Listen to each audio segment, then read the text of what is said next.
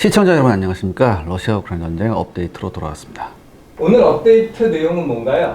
네, 이번 러시아 우크라이나 전쟁은 생각보다 장기전이 되어가고 있습니다. 벌써 발발한 지 500일이 넘었고요. 아직도 치열한 전투가 벌어지고 있는 상황이죠. 그런데 전투의 양상은 길어진 전쟁의 모습 그대로 참호전이 주를 이루고 있습니다. 이는 지금 양측이 막대한 물자를 소모하며 소모전을 치르고 있다는 거죠. 특히 전차를 비롯한 기갑 차량의 피해가 양측 모두 막심한데요. 한 가지 특이한 점은 이러한 기갑 전력의 대량 손실에 전차전이 별 영향을 미치지 못했다는 점이죠. 따라서 오늘 업데이트에서는요, 이번 전쟁에서 전차전이 점점 드물어진 이유에 대해 시청자 여러분들과 함께 알아보는 시간을 갖겠습니다.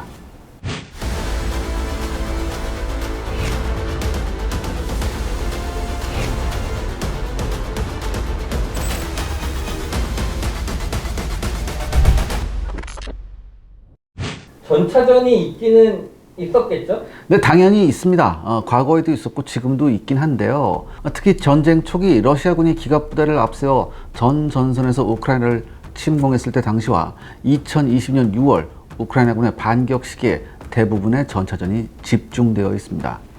여러분 아시다시피 우크라이나군의 주력 T-70 전차의 날타는 러시아군의 T-80과 T-90을 관통하는데 상당한 어려움을 겪었습니다. 이 3세대 반응 장갑이었던 콘탁트5가 상당한 방어력을 제공했죠. 하지만 러시아군 전차들도 상당한 피해를 입었습니다. 우크라이나군 기갑부대가 러시아군 전차들을 대전차 미사일 화망으로 끌어들여 굉장한 전과를 올린 바 있었죠. 여기에 혼쭐이 난 러시아군 전차들은요, 같은 해 우크라이나군의 하계 반격에서 9K119 포발사 대전차 미사일을 사용해 우크라이나군 전차들을 저격하는 방법으로 나름 쏠쏠한 재미를 봤습니다. 그리고 올해 여름에 시작된 우크라이나군의 반격에서 간헐적으로 전차전이 있긴 했지만 결코 전차전이 전투의 중심은 아니었습니다.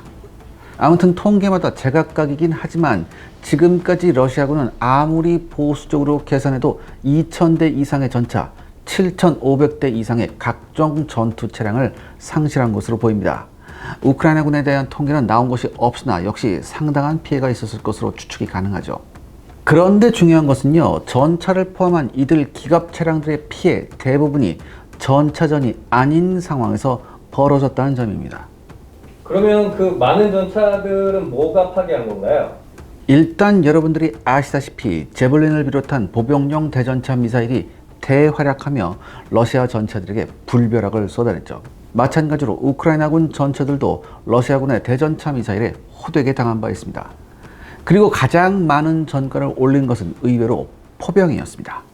우크라이나는 서방제 람스와 DM-70이 스마트 155mm 그리고 하이마스 등 포병 전력으로 러시아군 전차를 상대했습니다. 이 람스는요, 155mm 지뢰 살포탄입니다. 소형 대전차 지뢰 9발을 살포해 기갑 부대를 저지하는 목적이죠.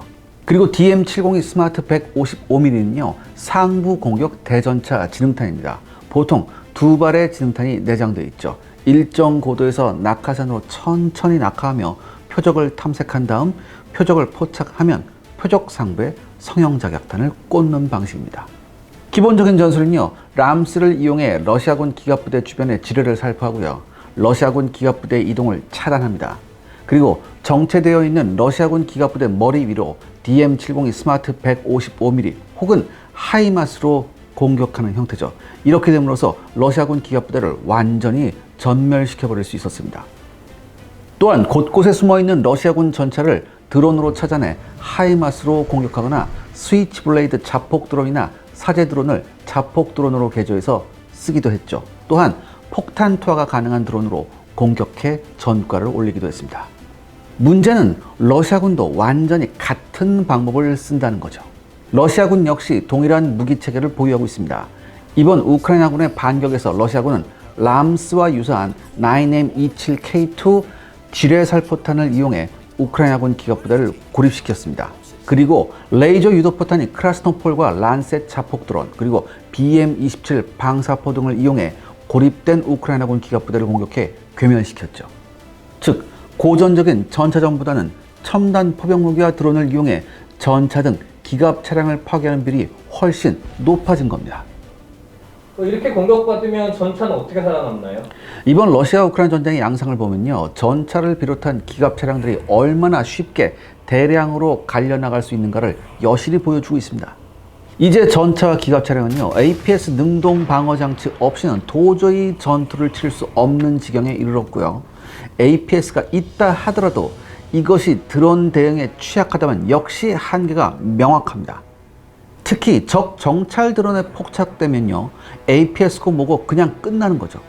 정찰 드론이 바로 포병 부대의 위치를 전송하면 바로 지뢰살포탄이 날아와 순식간에 기갑 부대는 옴짝달싹 못하게 됩니다. 이렇게 된 기갑 부대 위로 정밀 유도 무기와 자폭 드론이 쏟아지면 이건 속수무책이죠. 그렇다면 이제 전차는 어떻게 살아남아야 할까요? 먼저 대전차 미사일뿐만 아니라 자폭 드론에도 대응이 가능한 능동 방어 시스템이 필요합니다. 더욱이 대전차 미사일이나 자폭 드론의 돌입 각도에 상관없이 방어가 가능해야 하죠. 그러니까 여러분들 지금 이제 영상 보셔서 알겠지만 특히 드론 같은 경우에는요, 굉장히 저각도로 오거든요. 저각도, 그러니까 고각이 아니라 저각으로 이제 돌입하기 때문에 이게 대처가 굉장히 힘들어요. 발견하기도 힘들고 이걸 과연 어떻게 방어해야 되느냐, 이런 문제가 있어요. 또한 이 APS는요, 1회가 아닌 4, 5회의 교전이 가능해야 합니다. 왜냐하면 사방이 드론 천지거든요. 그리고 가능하다면 드론 요격에 특화된 야정 방공 시스템과 반드시 동행해야 합니다. 그러니까 여러분들, 미래 전차인 에이브럼 X가 왜 포탑 위에 30mm 무인 기관 포탑을 설치했겠습니까? 그만큼 전차 선진국들도 드론 대처에 고민이 깊다는 얘기입니다. 그리고 무엇보다도 제공권 장악이 절실합니다. 일단 하늘을 지배해야 적 전술기나 공격 헬기가 아군 전차를 위협할 수 없기 때문이죠. 그리고 아군 공격에 침투하는 적 정찰 드론을 사전에 차단할 수 있는 새로운 시스템과 전략이 필요합니다. 드론은 워낙 작고 탐지가 어렵기 때문에 아마 적 정찰 드론 탐지 및 차단이 미래 전쟁의 최대의 관건이 될 것 같습니다. 그렇다면 최근 전황은 어떻게 되고 있나요? 네, 지난 5월 말부터 사실상 우크라이나군의 반격이 시작되었는데요. 생각보다 러시아군의 방어 진지가 견고해서 우크라이나군이 고전하고 있음을 지난 업데이트 24에서 말씀 올렸습니다. 이번 우크라이나군의 반격에서 몇 가지 사례를 살펴보면요, 특히 제공권을 상실한 우크라이나군은 더욱 괴로운 전투를 해야 했었습니다. 전쟁 초반 공격 헬기 운영이 신통치 않았던 러시아군은요, 시간이 지나면서 점차 나아지는 모습을 보였습니다. 특히 카모프 52와 미르 28N 등이 안전한 아군 영공에서 최대 사거리가 14.5km인 LMUR 대전차 미사일을 공격 헬기에서 사용해 만만찮은 전과를 올렸다고 합니다. 이 LMUR 대전차 미사일은요, 보통 이제 르무르라고 부르기도 합니다. 시리아 내전에서 실전 대비를 한 이 르무르 대전차 미사일은요, 작년 6월부터 본격 사용이 됐습니다. 광학 및 열영산 탐색기가 탑재되어 있으며 데이터 링크를 통해 표적의 위치를 계속 실시간 업데이트 받을 수 있는 기능이 있는 러시아의 최신 대전차 미사일입니다. 제공권이 부실한 우크라이나군은요, 나름 야전 방공부대를 운영하며 공세를 취했지만 지상 30-40m 정도의 저고도에서 발사되는 러시아군 공격 헬기의 르무르 대전차 미사일에 속수무책으로 당했다고 합니다. 그래서 반격 초반에 우크라이나군 기갑 차량에 막심한 피해를 입혔죠. 그래서 우크라이나군은 기계화 부대를 활용한 전선 돌파를 포기합니다. 대신 전선의 활로를 뚫고 돌파하는 역할을 보병이 담당하게 되죠. 즉, 러시아군 드론 감시망을 피해 보병을 최전선까지 이동시킨 다음 여기서부터 보병이 자력으로 이동하면서 러시아군 참호선을 하나하나 수색하며 전투를 수행하는 방식입니다. 사실상 고육지책이죠. 더욱이 러시아군은 엄청난 양의 대인 및 대전차 지뢰를 참호 전방에 매설했습니다. 우크라이나군은 이 지뢰지대를 개척해 나가면서 고군분투해야 했습니다. 그리고 이 과정에서 적지 않은 희생을 치르기도 했습니다. 그리고 지뢰의 폭발은요, 러시아군에게 근처에 우크라이나군이 왔다는 것을 알리는 신호가 되었습니다. 즉, 지상 감시 시스템과 정찰 드론으로 우크라이나군의 위치를 파악한 다음 일단 파악되면 박격포나 자폭 드론, 포봉 공격이 우크라이나군 머리 위로 쏟아졌죠. 바로 이런 이유 때문에 우크라이나군의 반격 속도가 생각보다 더디었고 희생도 많았습니다. 그런데요, 이런 상황에서 러시아군에게도 치명적인 현상이 일어나고 있습니다. 현재 러시아군은 포병용 포탄의 절대적인 재고 부족에 시달리고 있습니다. 지난해 가을 소모전을 치르며 한 달에 수십만 발의 포탄을 마구 써제낄 때와는 상황이 좀 달라졌습니다. 그래서 쇼이구 러시아 국방장관이 직접 북한을 찾아 구걸을 할 정도죠.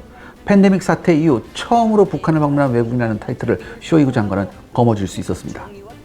냉전 이후 러시아는요, 노동 집약적 산업 구조에서 벗어나 나름 무기 생산을 자동화했습니다. 하지만 문제는 이들 자동화 장비가 대부분 서방제라는 거죠. 2014년 크림반도 사태 이후 서방의 금수 조치 때문에 이들 자동화 장비의 유지 보수가 굉장히 어려워진 상태입니다. 그런데 전쟁이 터지니까 대량의 군수품이 소모되는 상태에서 이런 장비들의 마모화가 가속화되었죠. 결국은 전쟁 수행에 있어서 생산량이 받쳐주지 못하는 상태가 됩니다. 실제 러시아군은 현재 전선에서 152mm 중포의 사용량이 대폭 감소하고 있습니다. 그리고 그 자리를 120mm 박격포로 메우고 있다고 하네요. 고정식 박격포뿐만 아니라 러시아 특유의 장비인 자주식 박격포도 대량으로 투입됐습니다. 2S9 노나 S와 후속 모델인 2S31 베나, 그리고 2S34 포스타, 그리고 무려 240mm 자주 박격포인 2S4 튤판 등등 동원할 수 있는 박격포는 죄다 프론트라인에 배치된 상태입니다. 그런데요, 이들 자주 박격포는요, 대략 18km 내외로 사정거리가 짧아서요, 공격 작전에서는 별 활약을 못했지만 전쟁이 참호전의 형태가 되면서 가장 중요한 화력수단으로 부각이 됐습니다. 전쟁의 장기화를 예측하지 못한 러시아군의 현재 모습이죠. 이 때문일까요? 최근 우크라이나군은 지난 8월 28일 남부 자포리자주에서 러시아가 점령하고 있던 로보티네 정착지를 탈환했다고 합니다. 로보티네는 자포리자주의 도로 및 철도 허브인 토크마크에서 북쪽으로 약 20km 떨어진 지역입니다. 토크마크는 서남쪽 50km에 있는 멜리토폴 공략을 위한 핵심 교두보이기도 하죠.